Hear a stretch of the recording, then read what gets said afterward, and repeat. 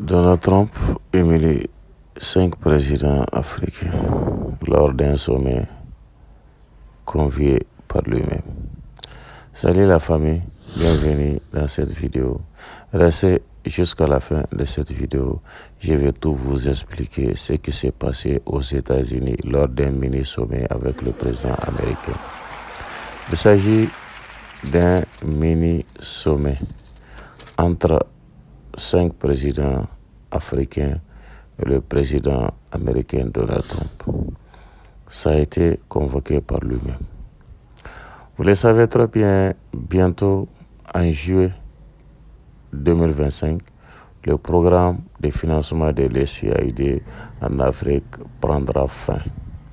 C'est dans ce même cadre-là que le président américain a invité 5 présidents africains, dont le président du Sénégal, le président du Libéria, le président du Gabon, le président de la Mauritanie et le président de la Guinée-Bissau.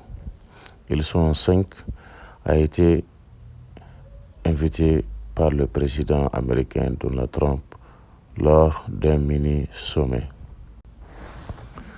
Donc, comme le programme de l'USAID prendra fin en 31 juillet 2025 dans tous les pays africains, maintenant, ce que le président américain propose, c'est de parler d'investissement, c'est parler d'autres intérêts économiques qui n'est pas seulement le programme de l'USAID en Afrique. Voilà la raison pour laquelle il a convoqué ces 5 présidents africains.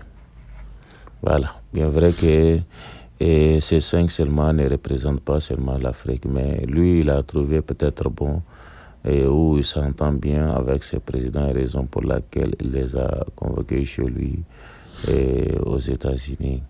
J'ai dit ils sont humiliés parce que voilà un con comme Donald Trump qui se permet de dire à nos présidents de se présenter, d'où il vient, s'il dirige quel pays, s'ils sont les présidents de quel pays, que chacun n'a qu'à se présenter, il est le président d'où, hein? Vous voyez, donc c'est un peu honteux quand même. Vraiment honteux de voir nos présidents humiliés par un autre président. Hein, jusqu'à ce qu'il leur demande de se présenter. Et ils trouvent même dans la présentation que d'autres parlent mieux l'anglais que d'autres. Hein, c'est le cas du président du Libéria. Jusqu'à ce que ce monsieur, ce dernier, le dit que non, que chez lui, dans son pays, la langue officielle, c'est l'anglais. Vous voyez, donc il est un peu sous-informé. C'est vraiment un ignorant. Sinon, la moindre chose quand même à faire, c'est de s'informer sur ses invités. C'est de s'informer sur ses invités. Sinon, il n'aurait dit pas quand même dire à ce monsieur où est-ce qu'il a appris à parler son anglais, tant, nanani, nanana. S'il avait des informations sur ses invités, il aurait dû savoir que ce monsieur chez lui, la langue parlée, la langue officiellement parlée, c'est l'anglais. Vous voyez, donc il est un peu ridicule lui-même. Et ce qu'il a fait vraiment, ça se fait pas. Ça se fait pas.